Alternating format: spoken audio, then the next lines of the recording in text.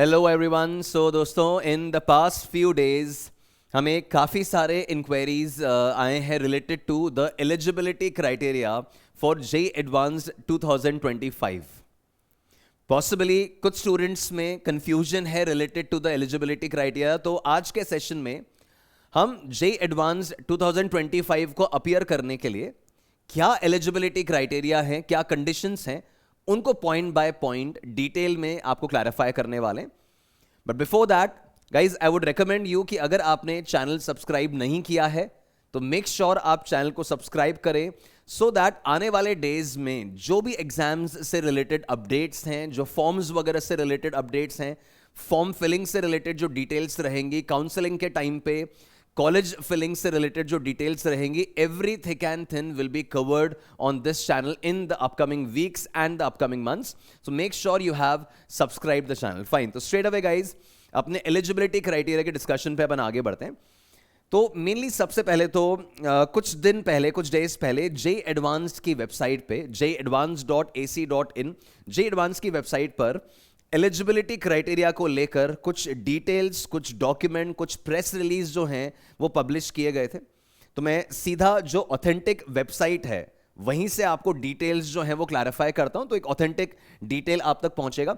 So I have open this jeadvanced.ac.in, jeadv.ac.in, ये मैंने website open कर लिया और इस वेबसाइट पे अपन जा रहे हैं। तो यहां पर एक इंपॉर्टेंट अनाउंसमेंट के तौर पे शो हो रहा है the eligibility criteria for Indian nationals. तो जो एडवांस्ड एग्जाम को अपीयर होने के लिए क्राइटेरिया है, इस पर मैं क्लिक कर रहा हूं तो यहां पर मेरे सामने 5 क्राइटेरियन, 5 कंडीशन जो हैं वो यहां पर डिटेल में मेंशन की गई हैं। तो हम इन 5 कंडीशंस को पॉइंट बाय पॉइंट अभी डिस्कस कर लेंगे। बट सबसे पहले आप देखिए यहां जो पॉइंट मेंशन्ड है, इधर ऊपर जो पॉइंट मेंशन्ड है वो ये आ रहा है that a candidate must simultaneously fulfill each and every criteria। ठीक है, तो ये जो 5 कंडीशंस यहां पर मेंशन्ड हैं, ऑल द कैंडिडेट्स जो जे एडवांस 2025 देना चाह रहे हैं, they should fulfil all the 5 criteria. ये 5 कंडीशंस मीट होनी पड़ेंगी। अब उसमें जो पहला क्राइटेरियन है, the first criterion is the performance in JEE main. अब ये क्राइटेरियन ऑब्वियसली सबको पता है, सब आप जानते हैं कि जो आपका जेईई मेन का एग्जाम होगा, जो आपका जेईई मेन का एग्जाम होगा, सेशन 1 सेशन 2 जो आप देंगे, उसमें से जो टॉप 2,50,000 स्टूडेंट्स होंगे, जो टॉप 2.5 लाख बच्चे होंगे, they will be allowed to sit for the J advance 25। वो आपके उस एग्जामिनेशन को अटेम्प्ट करने के लिए एलिजिबल माने जाएंगे। तो आपके जो टॉप 2,50,000 स्टूडेंट्स हैं, इसके अंदर जनरल कैटेगरी के बच्चे, SC ST कैटेगरी, OBC और जो भी आपके कैटेगराइजेशन है, EWS एंड ऑल, उन सब में से कितने कितने स्टूडेंट्स किस कैटेगरी से सिलेक्ट किए जा रहे हैं वो पूरा डिटेल गिवन है। अब ये मोर और लेस जो हर साल का क्राइटेरियन परसेंटेज वगैरह रहता है वो वही है। अच्छा, यहां पर फिर स्पेसिफाई कर दिया गया that the total number of candidates it may be slightly greater than the 2,50,000 students in the presence of tied marks.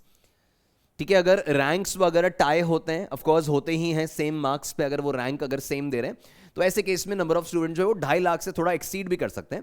पर मोटा मोटा पॉइंट ये निकल के आता है कि जो जेईई मेन में, जो जेईई मेन आपका सेशन 1 सेशन 2 का कंबाइंड रिजल्ट आएगा, उसके जो टॉप 2,50,000 स्टूडेंट्स होंगे, they will be allowed to sit, they will be qualified to sit for the J advance 25। और ये कैटेगरी वाइज 2.5 लाख का हिसाब हमें गिवन है कि कौन सी कैटेगरी के कितने स्टूडेंट्स उस लिस्ट में सिलेक्ट किए जाएंगे।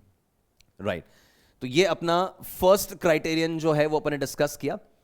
अब सेकेंड क्राइटेरिया जो आता है वो एज लिमिट का है। तो इस चीज में भी आप ध्यान से सुन लें, इसमें आपको कोई कंफ्यूजन नहीं रहे, आप देख लीजिए।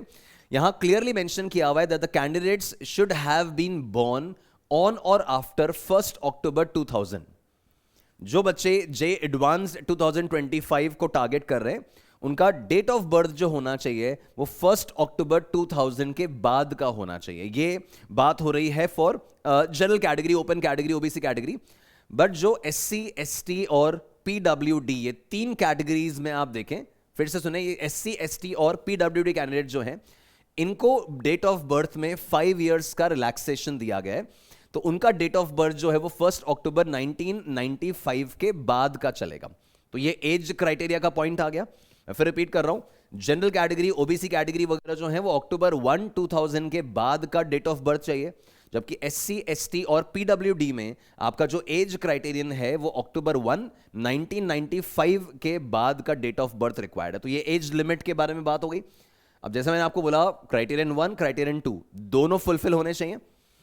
तीसरा क्राइटेरियन जो आ रहा है ये है नंबर ऑफ अटेम्प्ट्स को लेकर। ना दोस्तों, ये सबसे स्पेशल पॉइंट है जिस पर मैंने पहले भी एक वीडियो बनाया था, रिलीज किया था, कि अब नंबर ऑफ अटेम्प्ट्स जो हैं वो इंक्रीज कर दिए। पहले लास्ट ईयर तक अपन देखें तो आप जेईई एडवांस केवल 2 बार अटेम्प्ट कर सकते थे, कि आपने एक बार 12th के साथ एग्जाम दे दिया और उसके बाद फिर आप एक ड्रॉप ईयर में एक और बार जेईई एडवांस आप अटेम्प्ट कर सकते थे। इस साल से जेईई एडवांस के नंबर ऑफ अटेम्प्ट्स जो हैं they have been increased to 3। आप यहां पे 3 अटेम्प्ट्स, बस ये है कि 3 अटेम्प्ट्स आपके 3 कॉन्जिक्यूटिव ईयर्स के होने चाहिए। आपका एक अटेम्प्ट हुआ, उसके बाद आपका गैप अगर आ गया है तो फिर आप JEE advance of course attempt नहीं कर पाओगे। तो ये 3 कॉन्जिक्यूटिव ईयर्स के आपके 3 अटेम्प्ट्स अलाउड हैं, विच मींस कि अगर आपने 12th के साथ जेईई एडवांस दिया था, फिर आप फर्स्ट ड्रॉप लेकर मान लीजिए इस साल जेईई एडवांस दे रहे हैं, तो फिर आप जेईई एडवांस को 1 साल और नेक्स्ट ईयर भी अटेम्प्ट दे पाएंगे।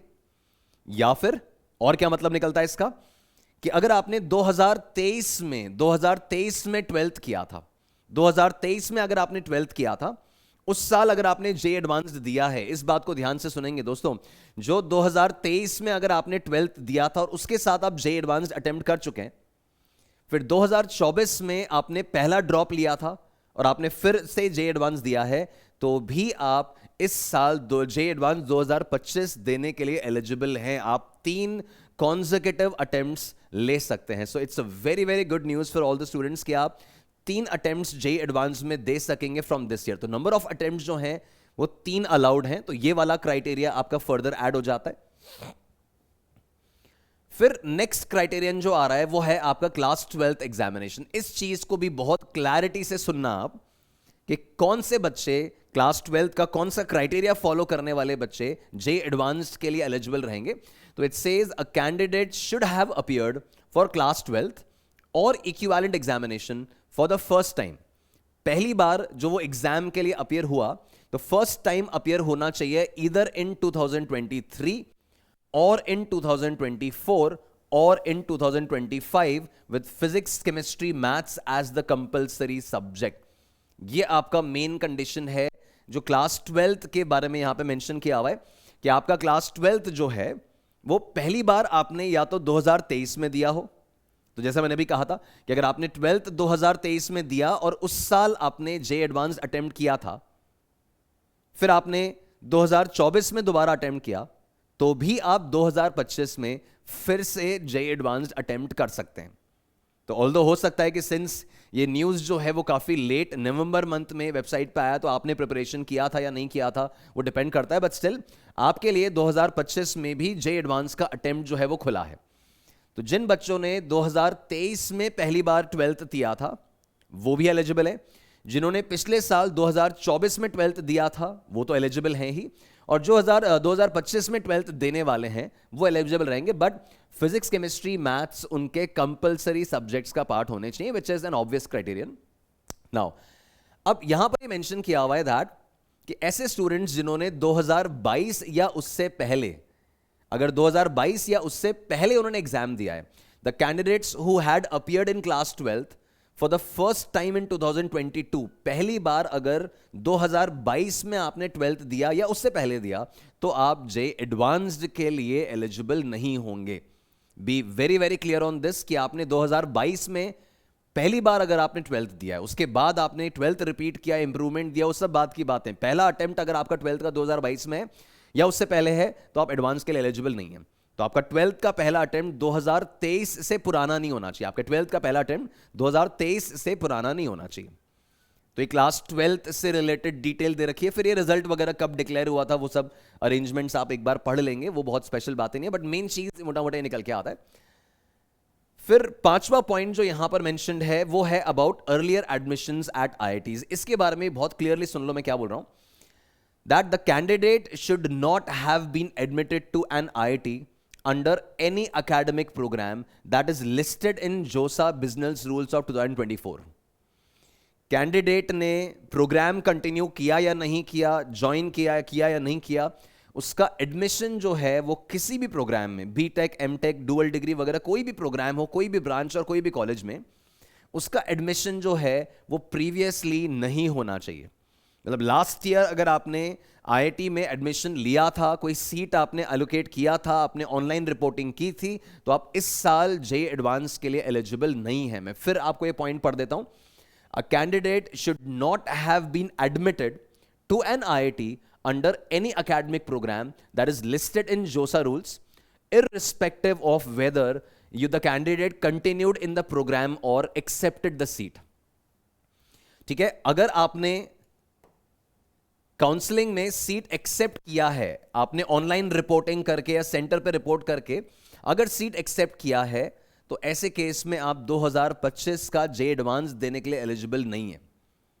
हां, अगर जिन कैंडिडेट्स, अब देखो ये भी पढ़ना, candidates whose admission to IITs was cancelled for whatever reason, आपका एडमिशन हो गया और वो एडमिशन अगर कैंसिल हुआ, भाई आपने विड्रॉ किया या आईआईटी ने आपको बाहर निकाला है, वट एवर रीजन, किसी भी कारण से अगर आपका आईआईटी में एडमिशन कैंसिल हुआ है after joining IIT, then they are also not eligible for appearing in JEE advance 2025। ये बहुत क्लियरली आप समझ लेना कि आपने अगर पिछली बार आईआईटी के लिए काउंसलिंग अटेंड किया था और काउंसलिंग अटेंड करने के बाद आपने ऑनलाइन रिपोर्टिंग किया, बट फिर आपने ज्वाइन नहीं किया, कंटिन्यू नहीं किया या बीच में छोड़ दिया या किसी कारण से आपको निकाल दिया गया, what ever be the situation, तो आप 2025 का जेईई एडवांस नहीं दे पाओगे, right?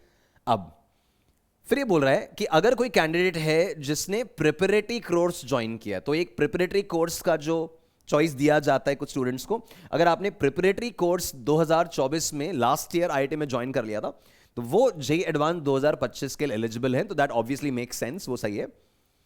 The candidates who were allocated a seat, अब ये पॉइंट सुनना, जिन स्टूडेंट्स को सीट एलोकेट हुआ था, जिन स्टूडेंट्स को आईआईटी काउंसलिंग वगैरह में सीट एलोकेट हुआ था जोसा के थ्रू, but did not report online, उन्होंने ऑनलाइन रिपोर्ट नहीं किया या फिर अपना लास्ट राउंड में सीट विड्रॉ कर लिया या फिर अपना सीट कैंसिल करवा लिया for whatever reason before the last round से पहले अपना सीट कैंसिल करा लिया या सीट जो है वो विड्रॉ कर लिया या फिर ऑनलाइन रिपोर्ट ही नहीं किया, रिपोर्टिंग वगैरह जो हुई थी ऑनलाइन रिपोर्ट नहीं किया, उन स्टूडेंट्स को जेईई एडवांस 2025 के लिए एलिजिबल माना गया है। उन स्टूडेंट्स को 2025 के लिए एलिजिबल माना गया है, ठीक है? तो अगर आपने आईआईटी काउंसलिंग में सीट अगर एक्सेप्ट किया था, ऑनलाइन रिपोर्टिंग की थी और ज्वाइन नहीं किया था, ज्वाइन करके छोड़ दिया था, अपना एडमिशन कैंसिल करा लिया था, विड्रॉ कर लिया था, उस केस में आप 2025 का जेईई एडवांस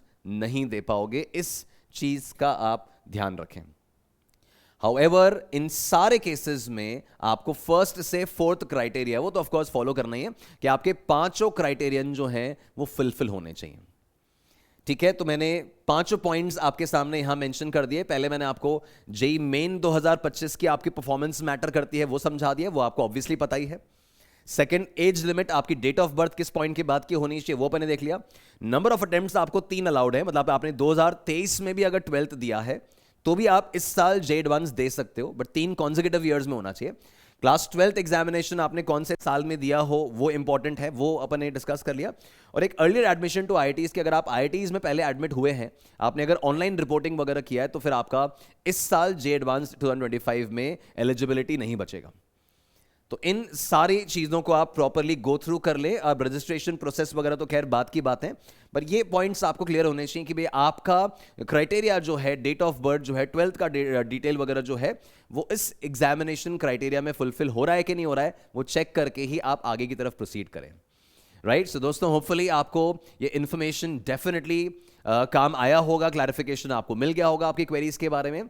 आगे ऐसी ही जो भी डिटेल्स हैं एग्जाम्स वगैरह से रिलेटेड, जो भी डिटेल्स होंगी इस चैनल पे we will keep you posted.